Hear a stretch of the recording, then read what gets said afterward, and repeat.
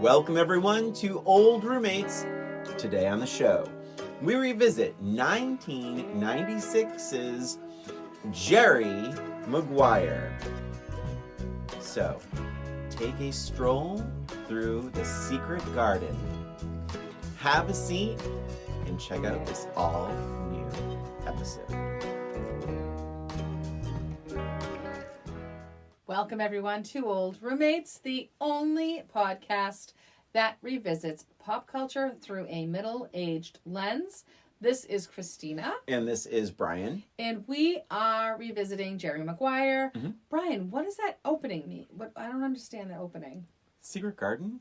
The Secret Garden? They play the Bruce Springsteen song twice in this movie. Okay. Did you watch it, Christina? Oh, wait. Jerry Maguire? You're going to watch? All right. Very nice. Very creative. Creative. Okay. So, Brian, we're going to begin this episode as we always do. We are going to be asking you, my dear, what was the first time you watched Jerry Maguire? Saw this in the movie theater, but I'm not one to brag. And I really, really loved it.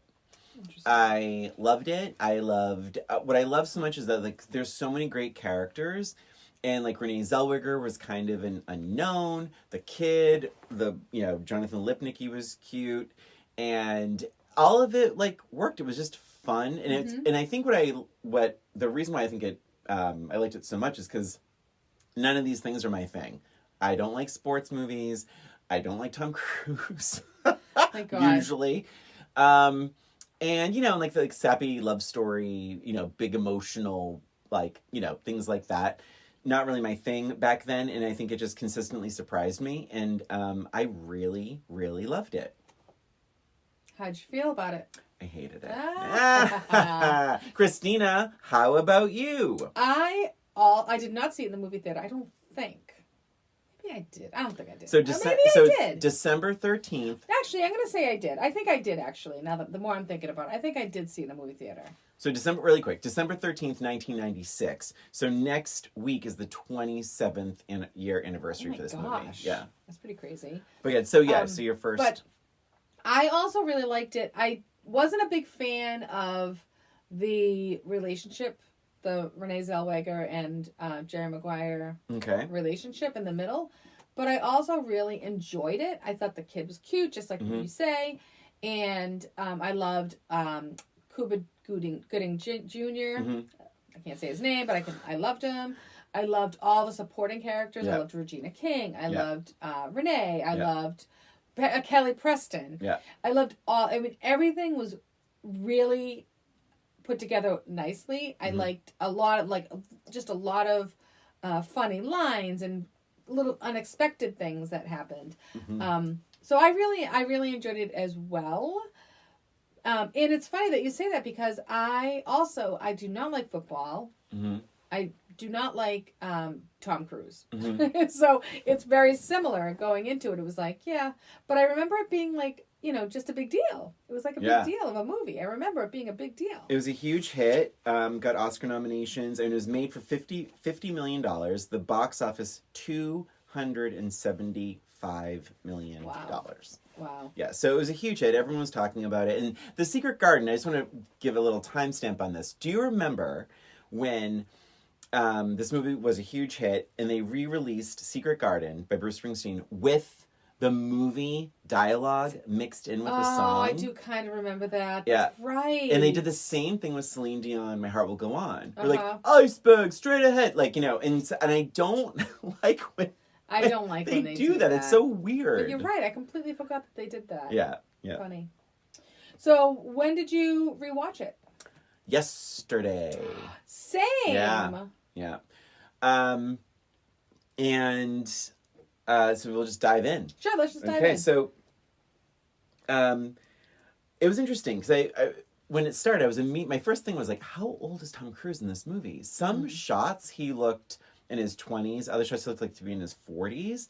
I couldn't quite figure it out. But he does say at one point, I hated my place in the world. I was 35 and starting my life. This is after he writes the manifesto. Right. Mission statement. Sorry. And Tom Cruise is 34. Like the actor is 34 when this is done. I mean, just some of my very general notes, like Ray, Jonathan Lipnicki.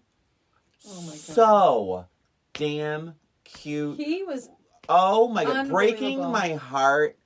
I'm just being very, very, very honest. I got a little welled up a couple times with some of his scenes. Interesting. Yeah.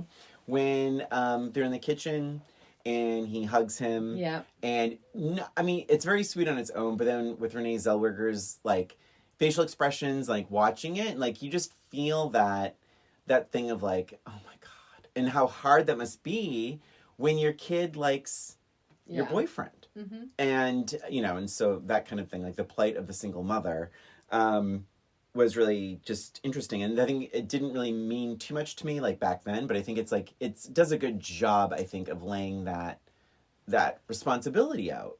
Yeah, I have some opinions about that this time around. Okay. I do think Dorothy, Renee Zellweger, so... Dorothy, yes. Yeah, Renee and Jerry Maguire, I think they have amazing chemistry. Like, Agreed. Their first scene, like, at the airport, and it's just like, oh my god. Like, they're acting with each other, they're just the look in their eyes, like, they really look like kind of made for each other. So, yes, I agree. Okay. No, I totally agree. But, it's funny, that wasn't their first scene together.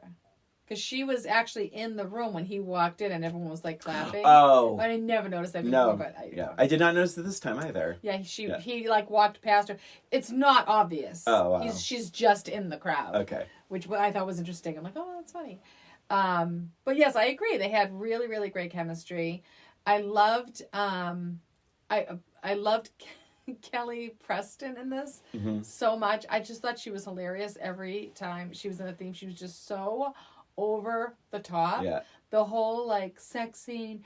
Don't ever stop fucking me. Like, so effing funny. She made me laugh every time she was on. And the line before that is funny because she's like, oh, he probably... is marrying probably dating someone really classy. Oh my gosh. Yes. But you know what's gross though is like, so yeah, it's the never stop effing me thing. Yeah. But then the next scene, they're sitting naked on their chairs. I'm like, yes. really? Not even a dish towel. Put a dish towel I will down. never sit on your furniture. Thank you so much. Well, hopefully you're not going to be naked in my apartment anytime. At my house. No, I'm talking about them. If I was their friend. Not you. You're talking to them? Why would you be... What I'm saying is, oh my god. I thought you were saying you're never going to sit naked in my house. I'm like, well, that's... No, why would I ever do that? That's lovely, but... Okay. No. Okay, sorry. Oh my god. No, but that was like... And the funny thing is, I'm sure, like, of course, it speaks to their intimacy level and their very high-powered sex life and how, whatever. But it's also like... So confident. It's also, right, confidence, but it's also like, ew. Like, and you just had sex. You know your drippings coming out. Well, and how sweaty did he get? He was covered. He was sweatier than Rob Lowe and Youngblood. Oh my god. Another revisit. 3-4 years ago, I think. I will say, I know this is against popular opinion. Uh-oh. I don't particularly think that Tom Cruise is attractive. Okay. I just don't think he's that great looking. I think his nose is weird and his mouth is weird. Like, it's just, his eyes are beady. However, I do think that he is probably the most attractive in this movie. I think I have a theory as to why. Tell me why. So I was telling Carl that I really, so spoiler, I really liked it, as you're probably guessing, all over again. Mm-hmm. And I think I know why. Because this is the best movie to watch if you're not a Tom Cruise fan. Because he starts off so Tom Cruise confident. Yeah. And quickly loses everything. Yes. And he is so funny in this. Makes a lot of mistakes. He says a lot of wrong things. He's drunk in a few scenes. He plays a good drunk. He does, not in Cocktail. But right. But I will say, this is a great movie if you don't like Tom Cruise. He's probably the most knocked down. Yeah. He's been in a movie, I mean, it was Born on the 4th of July, but it's a very different kind of movie. But this was great, and I liked him. I think it's probably my favorite Tom Cruise performance. I mean, definitely my favorite Tom Cruise character. It's just very, very funny. Yes. Yeah. He is very funny. There's that part when he gets fired and he's walking out with his box, and he's like, "Don't worry, I'm not gonna freak out." That always made me laugh. Yes. Always made me laugh. Yeah. And there's a lot of really good lines. He has some really funny lines. Well, I think one of the worst engagement, or sorry, what did you call it? A bachelor party gift I've ever seen is my God. Let's make a video of all of his horrific ex-girlfriends that are going to criticize him on the video. What a bad idea. I think it was supposed to be like a joke, but it was terrible. No. And you could tell he was like, really uncomfortable. This is really uncomfortable. Yeah. I did like Renee in the airport where she's just like so bumbling. Yeah. But, like, I like her when she's kind of talking to herself. That kind of thing. When he finds her son and all this kind of stuff, and then he's like, do you need a ride? It's like, oh, well, that's all you need is someone like me with my kid. Like, that made me laugh. I thought that was really funny. I could see me doing something like that and saying something like that. Well, because she wants to say yes. Yes. But she also knows that her sister's picking her up. Yes, and then, I love. One Bonnie of my Hunt is so great. Favorite characters in this whole movie is Bonnie Hunt. I love almost everything comes out of her mouth. I don't know if you've ever seen interviews with her. She's just also just a naturally funny person. Oh my God, she's so funny. I'm trying to think. So my next note is all about about Regina King and Cuba Gooding Jr. When she's getting so frustrated with Jerry Maguire because she's like, shoes, cars, clothes, soft drinks. Don't think I don't know the big four. She's awesome. She's the big four of endorsements. She's amazing. Her husband's in marketing. Yep. That's right. Yep. And how smart that they're in marketing. Like, I mean, that's right. And that was great. I thought she's fantastic. She has an amazing scene towards the end where she starts beating up the brother because he won't shut up. That's amazing. So good. So get the hell out of my house. What is wrong with you? So good. So natural. I completely believed every word. I do. And I loved their relationship. Yep. Their relationship was great. Yep. It was like, and I know they did that purposely so that Tom Cruise could see what he didn't have. Yes. But it was so believable. Like, if you had told me they were a married couple in real life, I would have believed you. Yeah. So much chemistry. Yes. And also the scene of the I'm jumping way all over. Me too. I'm going to be all over the place too. But when they're having dinner together, you forget that she's pregnant. You kind of think there's a time jump because her hair keeps getting different in different scenes. Well, I'm confused about the time as well. Okay. But then she's like, oh, baby. And then she's like, oh, baby. And you forgot that she was pregnant and they have to rush her out of the restaurant. But just really, really natural, funny. When she's angry, you get it. When she's happy, you get it. Like, you understand her, even if her delivery isn't the greatest. Mm-hmm. You're like, you know what? Yeah, I think I'd be pissed off too. Yeah. I loved her. I thought she was completely real. All of her reactions were, and she's such an advocate for her husband and her family, and she's, and even I even loved when Renee yelled at her. Yeah. And she's like, "Yeah, you're doing a pretty good job." Love it. Let's talk about Renee's character a little bit, Dorothy. Yeah. I had a totally different take on her. Like I said, I didn't love the relationship before. Yeah. Okay. I thought it was more him being an ass and all this. But I really feel like this time around, I still did not like the relationship between the two of them. But I felt like she was a little bit more responsible than I gave her credit for last time. Okay. And I didn't really love how irresponsible she was in terms of being a single mother. And the first example of that is when she walks out of her very secure job with insurance to follow Tom Cruise. Mm-hmm. That to me was like, all right, look, you have a family, you have a child to think about. You can't just jump up and follow him because he has a dream and he wrote something that you liked. And at least not before you figure out like what's in it for you. Like, is he going to be able to pay you? What role will you have? Where is it going to be? Insurance? Like, you need to know these things as a responsible human being. Mm-hmm. If she was single, great. Go have at it. Do whatever you want. But with her, and the thing is, the movie really portrays her as a responsible mom. Yeah. Because of some of the decisions she's making. But this one here, nope. Well, and her sister reminds her, like, repeatedly of the importance of health insurance, how much things cost. She's like, well, even the healthy kid check-in is $150. Right. And so she has this, like, voice of reason. Yes. And you do get that she was like, it was a moment of, oh God, like, I really like this guy. Like, and, you know, and all that kind of stuff. But you're right, like, not a very, and it's a leap of faith. Right. And she took it. And there's also, I mean, other things throughout the movie that lead me to believe she's not the most responsible parent. She's, you know, inviting this guy in. She doesn't really even know him. There's moments where they're, you know, alone together, which she doesn't know, which is something else. But she jumps into this relationship feet first. Mm-hmm. And the other thing, too, is she really manipulates it, too. Because he's willing to step back and be like, nope, I'm not going to do this again. I am sorry. It shouldn't have happened. And then she comes up with, that's okay, I'll leave and you can be all alone. All alone.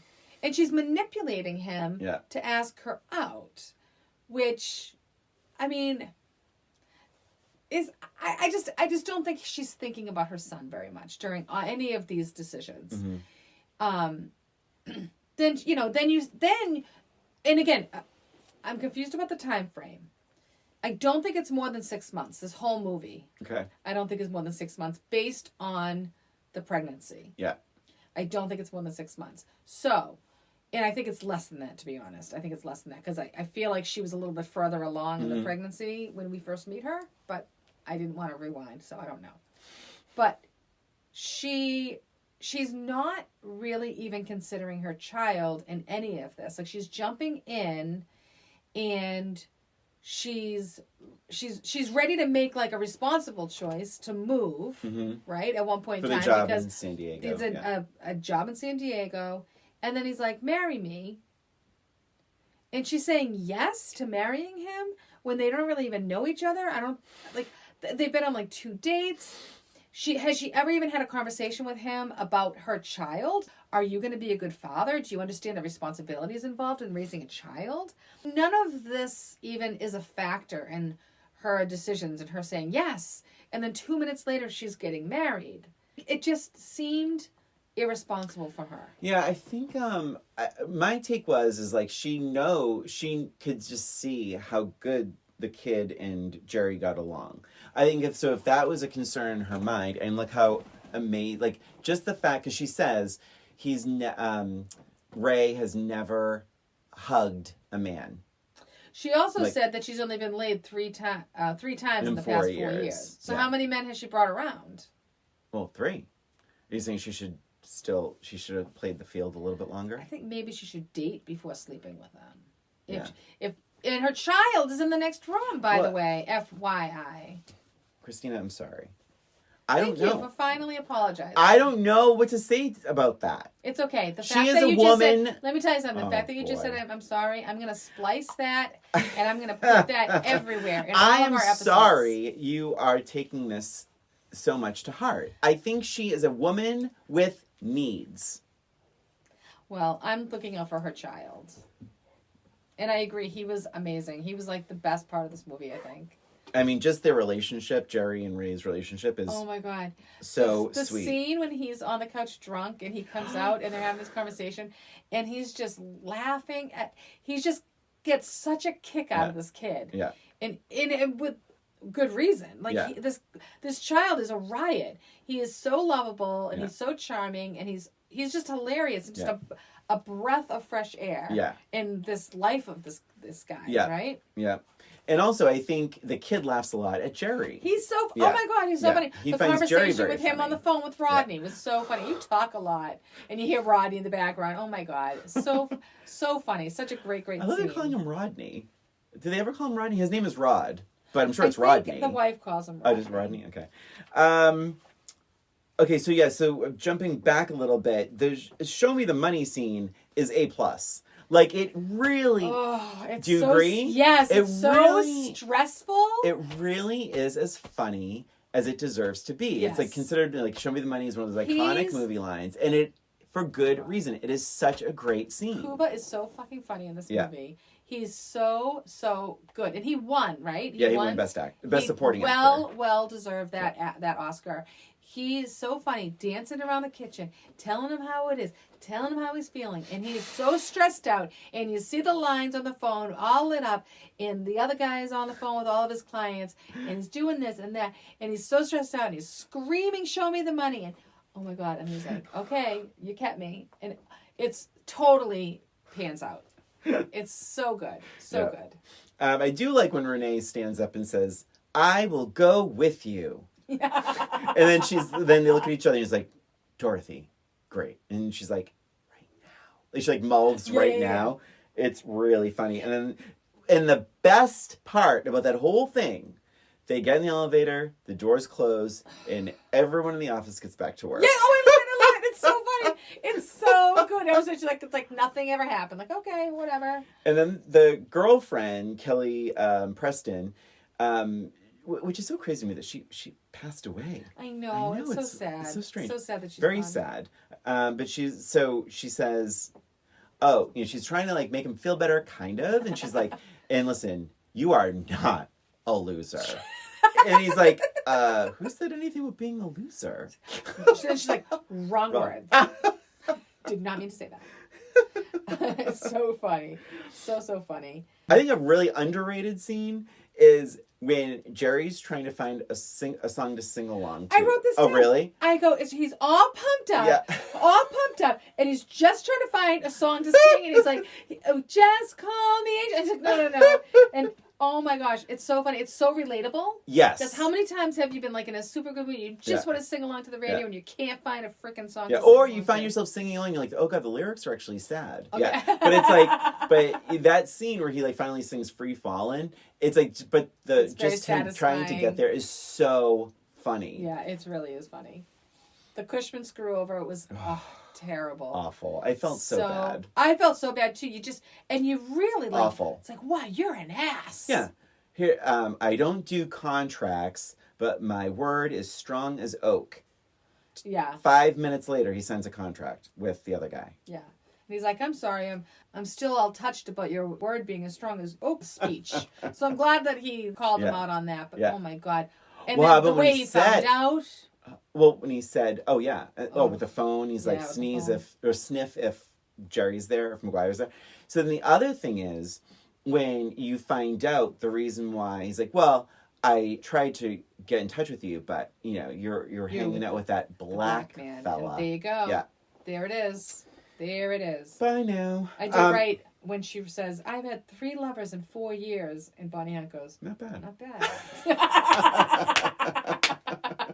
Her lines are so funny. So funny. Let's see. When Kelly Preston says, he like dumps her, and she's like, no one has ever dumped me. And he's like, I'm not trying to make history here. And just like, I love that exchange so much. Yes. It was, although she basically beats the shit out of him, which is great.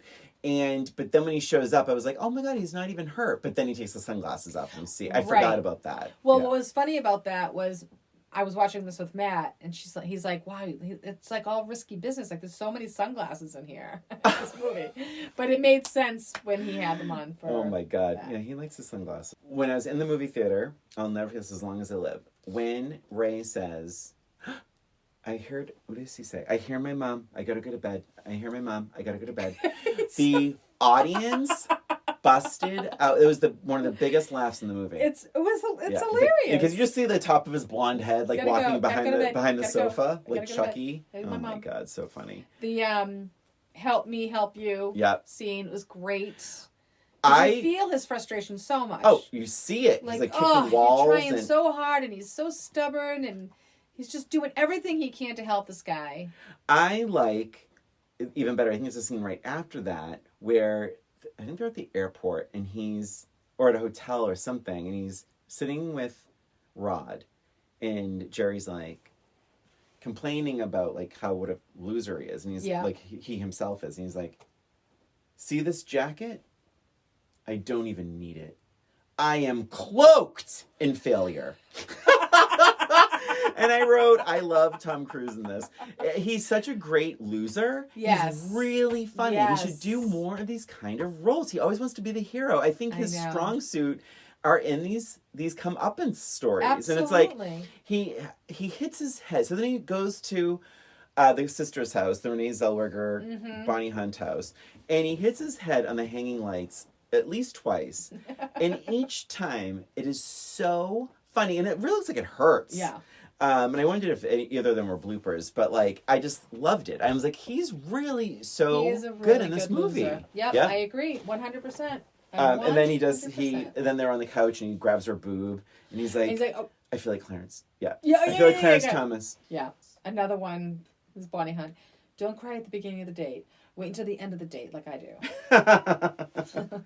I will say, the kissing on the front porch, I found to be extremely sexy.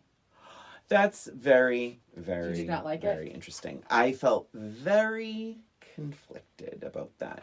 I didn't like him literally undressing her on the front porch. I thought, like, they're on a front porch. And we just talked about this with Home for the Holidays a couple weeks ago. Right. Like, they are also on the front porch. I just feel like it's like making it on the front porch. I think kissing, sure, but he undoes her dress. Well, I think it was accidental. The straps fall down. So he was trying to be sexy. This is another. This is kind of one of the parts that I thought was funny. He was trying to be sexy, and he accidentally breaks the straps. Yes. Yeah. So and looked like it hurt, and he's like sees his air. Yeah. In his ways. Yeah.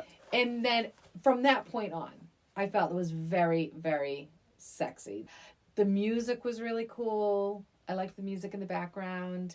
The kissing, and she's saying you should probably go, and it was just so slow. It was kind of a long scene. I thought it was really cool. I thought it was very, very sexy, and I'm like, wow, I think I would have liked it better if it wasn't just not on the front porch. It seems like a weird choice. Like you mentioned about her motherhood choices. I think that's a curious one for me because it's like her son could have opened the door, her babysitter could open the door. Well, it was late at night, so he is supposed to be in bed. Right. I think it's safer to do kissing on the front porch than inside where she brought him. Oh, you know what, Christina? That's fair. You're not right, but it's fair. It's okay. I have the I'm sorry clip. I'll be sticking right in here. Middle-aged lens are just really more of a timestamp. The gigantic computer monitor. Did you notice? Oh, yes. Oh my God. Remember? I was like, I forgot they were ever that big. Oh my God. I drew a sad face. I wrote the hug between Ray and Jerry.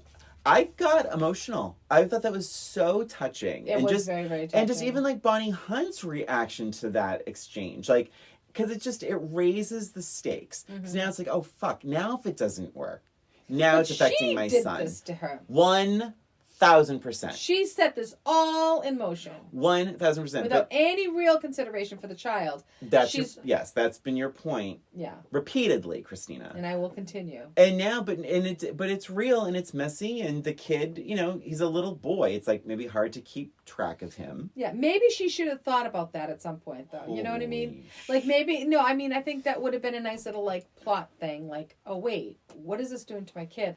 Maybe she shouldn't have got married. I don't think they should have gotten married. I don't think I would have erased She doesn't even think that later on. But even I don't like that even being put in the movie. Like it's just, there's a lot to it. There's a lot to it. Sorry, go ahead. I think it's equivocal to the office scene. It's the same thing. He's like, don't go. And like when she was in the office and he's leaving, she's like, oh my God, don't go. And she's like, I will go with you. And she's not even sure if she even friggin' means it. And then she's leaving. And now he's looking at her and he's like, marry me.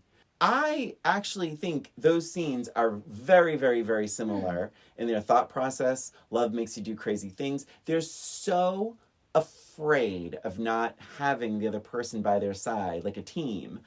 So maybe he could have asked her and she could have said yes. And they didn't actually get married in the movie.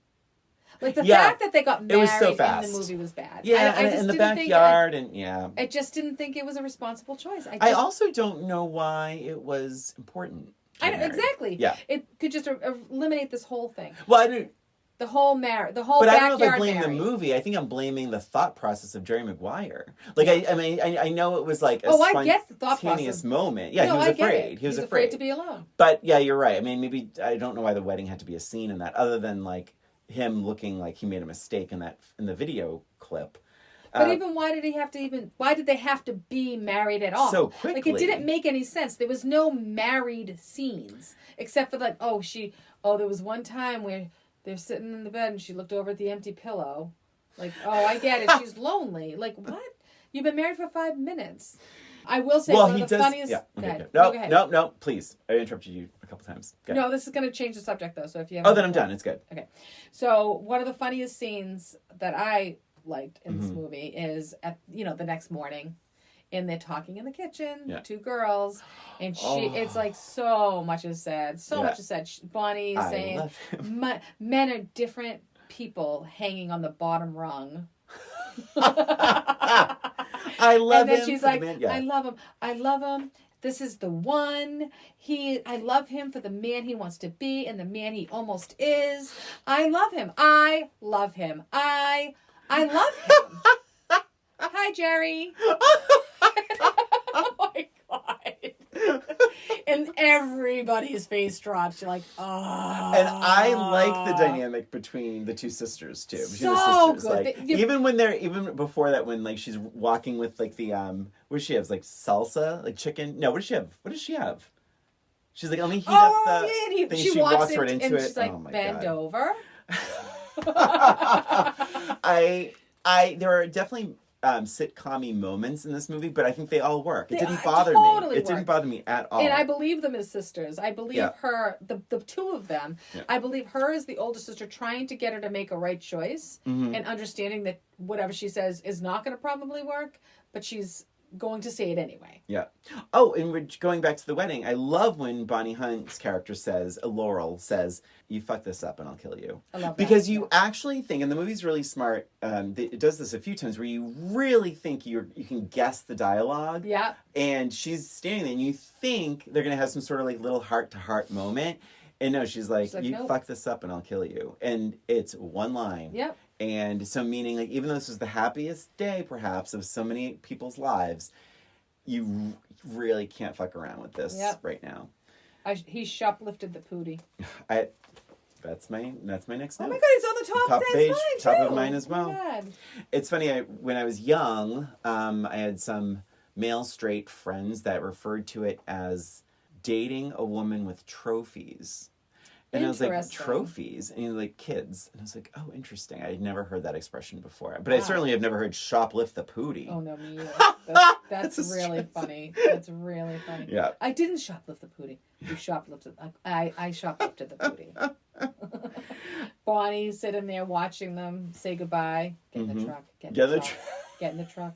Well, because I think what I love about that is because there's people in the audience that are like, oh God, oh God, oh God. You know, because it's like there has to be that energy. Saying, yes. Yeah. She's so good. Because she's level-headed, because she's not in love with Tom Cruise. Right. So this is where I wrote, like, the time frame of this movie is really a little bit out of whack. Like, I just don't understand any of this. Like, how quickly everything is happening, and his client, and like even like Rod stuff going on, the pregnancy, like it's so like, what are we talking about? Are we talking about weeks? Are we talking about months? I just don't get it. So I really love watching like archival Siskel and Ebert stuff, and I remember that Ebert wasn't crazy about this movie. He gave it thumbs up, but he was like, it's just too many characters and too many subplots. There's a lot, yeah. But I really loved it. I mean, as long as the characters are well written, I'll watch it. Right. You know? But yeah, I think the time thing, to your point about that, it's like, yeah, because the timeline has to make sense for all the characters, but you're right, that pregnancy thing is sort of like that barometer of like, where are we in the story? Right. And if that's the case, then would you marry anyone that you've only known for 4 months. Right. Probably not. Of course not. Especially not a single mother. And he's friggin'... He is unstable. He is a washed-up sports agent. I mean, he's passionate about what he's trying to do, but he has one client. And he's back and forth and up and down, and he doesn't know where... Never home. Never home. Never home. No, he didn't even take his kid to the zoo until the end of the movie. I know. Yeah. And he promised that first scene he was in with him. Yeah. But yeah, Regina King is awesome. Secret Garden by Bruce Springsteen is played a couple times. So many good characters. That breakup scene, I'm curious how you feel about that, because I think that is A+. I think the acting, both of them, and it's as good. And I think that's what I mean. Like when I was talking about chemistry when they first meet at the airport, or when you whatever, them breaking up. It's really crazy to watch because they have so much chemistry that it's almost like it makes the dialogue even more important. It was a great breakup And when he ever scene. says, like, what do you want, my soul? And she's like, why not? Right. Like, why not? Yeah. Yeah. And she's like, I deserve that. And but interesting to your point, I'm gonna give you some credit here. Wow. He says, what about Ray? Yeah. She doesn't even bring him up. She doesn't even bring him up. He is not a consideration in her Who's worse, Christina? Who's worse? You know where this is going. Dorothy from Jerry Maguire, or Tom Hanks in Sleepless in Seattle with their parenting skills. I think Tom Hanks is worse. Yeah. Yeah, I think Tom Hanks is definitely worse. Okay. Because although it's not said, some of it is a little bit implied that she is with this guy because of Ray. Yeah, oh yeah, I definitely got that, because she says, she's like, I have this great guy who really loves my son that I really like a lot. So she doesn't love him, even though when they barely knew each other, she was like, I love him. And now push comes to shove, she's in her backyard, and she realizes, like, oh God, I don't really know if I love you. Maybe I just love that you love my son to some degree too. Very layered, very good acting. Very good acting. And I loved Regina King on the couch after Rodney gets hurt.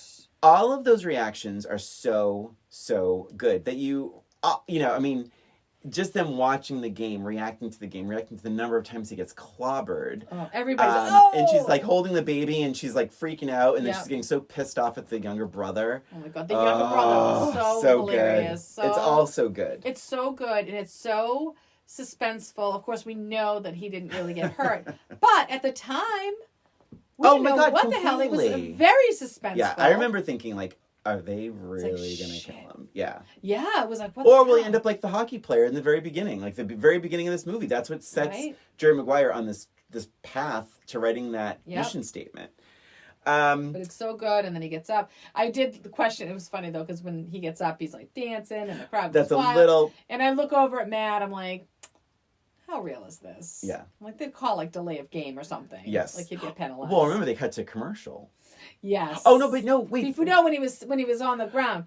That took a long time, too. The commercial is hilarious, because that's such a thing. It's like, oh my God, it's like, this person could be dead right after this. And it's like, they cut to like a credit card commercial. Like, it was a credit card commercial and it's a stupid, yeah. Then the other thing is, they do say, well, he'll be getting a penalty for this, but I think we understand. Oh, he does. They do say that. I didn't hear that one part. of them says it. Yeah. But he was celebrating quite a bit. And then we get to the scene. The scene of all scenes. The scene of all scenes. I really fell for it. I liked Tom Cruise in this. I really did. I really like. The only thing, he never said hello. I was gonna say that. So listen to me. Here's this. Okay. I my whole life I'm like, he never says hello. Oh. My whole life I've always said this, right? However. Yeah. I had to rewind the scene because he actually does say hello. When he first walks in the door, he says it twice. But the women are so loud, you don't really hear it. She's like, she drops something, she's on the ground or whatever. So he does, because I was all set to say that to you today. And I'm like, oh, he does actually say it. But it's questionable on whether she hears heard it. Because it's a lot of chatter. Yeah. He's like, hello. hello. I'm looking for my wife.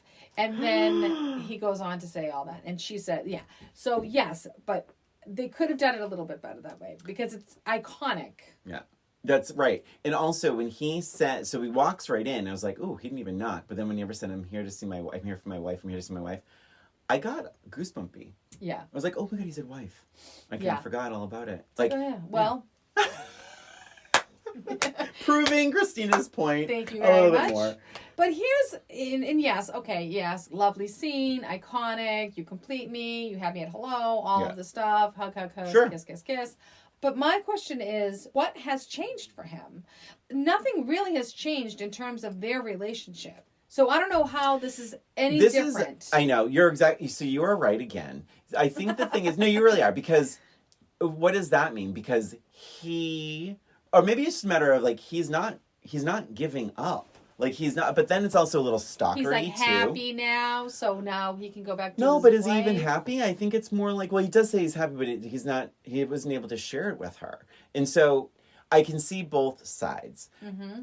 Because I think maybe she was looking for the grand gesture, perhaps, because she's like, he doesn't want my soul, why not? But she just wants something more and like real from him. And just, did he even want to get married? Because she's like, I took that proposal as real when it could have just been a hypothetical. Right. And she said, I did this.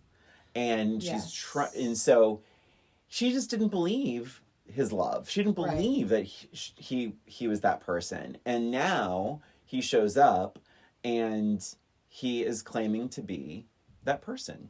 And maybe it's but just enough. I just didn't understand what changed. I just told you. But for him. He saw Rod almost die, and he realized that it is all about the team. Sports, relationships, that whole thing, and he doesn't have one. He doesn't have that person. No, because the phone rang, and he thought he's like, Dorothy? And it was not Dorothy. Yeah. I don't know. It was a lovely moment, but I wonder what the next day is going to be like, or next week. Like any other relationship. Most relationships start out a little stronger, though. They don't get married after 4 months. But that's not really the end, because then you have the interview. Oh my God! I keep saying everything is my favorite scene. So fucking funny. This is my favorite line of towards the end of the movie where Rod is being interviewed, and he says the interview is sort of listing all these very emotional milestones in Rod's life. Yes. And he says, and of course your brother lost his leg in a tragic bass fishing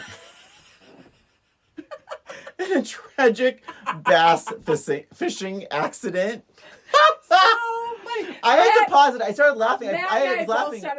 I had to pause it because I'm like, oh my God, I'm laughing too hard right now. Last time. I'm like, a bass fishing accident. He hurt his leg. He lost his leg. How the fuck does that happen? And then I think Rod says something like, and my older brother, like, even though you only have one leg, you're still. No. What does he say? He says, you're militant, but I still love you.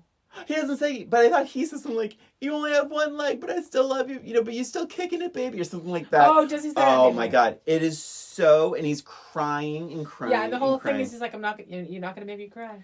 And then the final scene is they're walking by a baseball game. Yes. And he throws the ball back, and he's like, oh, it's a cute touch. It was felt a little movie-ish to me. A little bit, but it's cute because Jonathan Lipnicki's doing it. Yes. And my last note is, all of Jonathan Lipnicki's scenes work. Every single one. And one I know he is so damn cute, but I never felt he was a movie kid. Same. Right. I never think that's felt why that. Everybody liked him so much because he was just cute. He was just very natural. Yeah. Very natural. And not perfect. And he was doing things that kids do. Yeah, and not perfect. Saying Look, things. He sneaks out of his room. That's naughty. He pukes on planes. Not a great quality. No. Like, so it's these things. So it's not like he's not this idyllic child. Yeah. But he just feels very real. Yeah. And luckily, he's as cute as a button. He is so damn cute. And I love that scene on the plane, too, by the way. When the flight attendant is being such a dick. She's being such a jerk. She's like, I know, we can't. And he throws up. And she's like, well, we're in it together now. Well, she says, I'm sorry if I was mean before. this movie does a really good job. And that stewardess role is 2 lines, 3 lines. But even she has a layer. Yes. Like, Cameron Crowe wrote this movie and directed it. He does a really good job of, and he did Say Anything as well, right? And Almost Famous. And say anything. Was it Say Anything? Can you check? Oh my God, I'm sorry. Because my point is this: even like smaller roles, he always gives his characters another layer. Like even the asshole Jay Moore character, the blonde guy. Yes, we didn't really talk about him. Yeah, we didn't talk about him at all. But like, these characters are all a little bit more than the story needs them to be. But I think that makes it a great movie. I actually am surprised there weren't more. I mean, Renee Zellweger wasn't nominated for this, and I think that was that is interesting. I mean, she this really like took her career to, this was really the jumpstart of her big career. But like, she wasn't nominated. To answer your question, Say Anything was Cameron Crowe. Is it writer and director or just director? Okay, not writer. Director. I don't think it was director. I don't think. Well, can you check? God damn you! Why wouldn't you check writer and director? You think what? What do you think? I'm trying to do a podcast. What do you think, Christine? You think every movie's a documentary? They don't need writers? Yeah. Well, here's a news flash. Documentaries need writers too. Written by Cameron Crowe. Thank you. Wrote and directed Say Anything. He wrote and directed Almost Famous. Wrote and directed. He does a great job with those secondary characters. Great job. Sure. Great job. Some trivia. You ready? Building layers. Yeah. What did you just say to me? Building layers. What does that mean? That he builds layers on these secondary characters. So, what do you think it is? You know what? We can't do this. No, I want to hear. It's too close to Christmas. I want to hear. It's too close to Christmas. I want to hear what you were making a face and your voice changed. I feel like you were making fun of me. Oh my God, you're so dramatic. I see. This is why people are like, you should film your episodes and put them on YouTube. I'm like, no, because they will see. You know what? Then maybe you can look at it and be smugness. No, you can look at it and be like, oh, I was so wrong about everything. Casting, original casting, Woody Harrelson, Jerry Maguire, he turned it down. Janet Jackson, Marcy, instead of Regina King.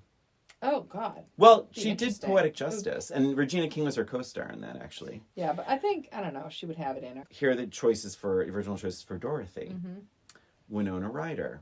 Interesting. Uma Thurman, 2 movie star. Yeah. Yeah. Jennifer Lopez. The final 2, Connie Britton. You know Connie Britton? Oh, yeah, from Friday Night Lights? And then Renee, obviously. Renee got it.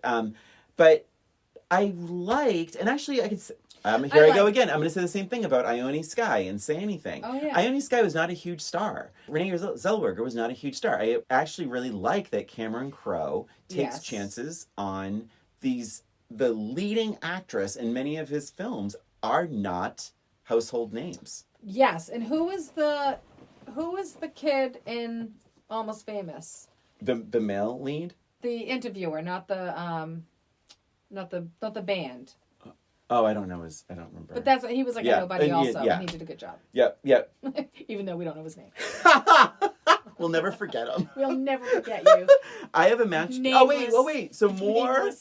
Nameless boy from... Do you have any more notes? I do not have any more notes. I'm going to say... I mean, I really liked it last time.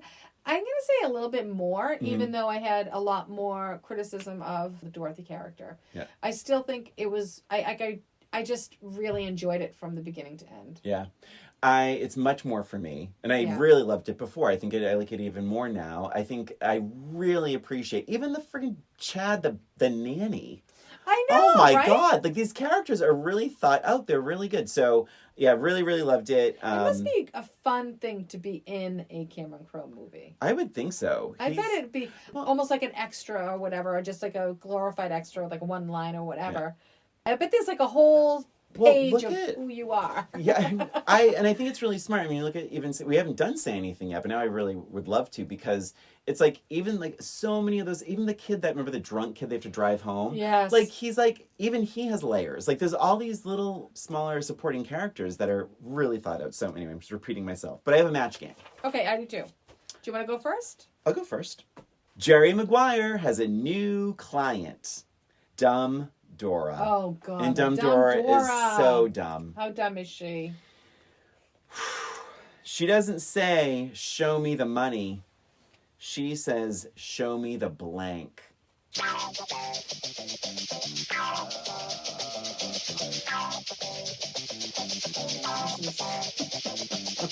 Random, but I'm doing it anyway. Ding. Ding. All right, Dumb Dora doesn't say, show me the money. She says, show me the blank. Show me the football. That's cute. But she doesn't know what a football is, even though. Oh, that's cute. I did show me the candy. Oh, because okay. what is money wouldn't even she would just probably buy candy with the money, so she wouldn't Yep. So I would have been like, show me the football. I almost wrote show me the dummy. Oh, that's pretty good. But she doesn't know she's dumb. All right, so I have a match game as well. All right. It is about Little Ray. Oh. Yeah, Little Ray had a wealth of random knowledge. Oh. So it wasn't a surprise when he grew up to be a blank. A wealth of random knowledge. I get it, Christine. Oh,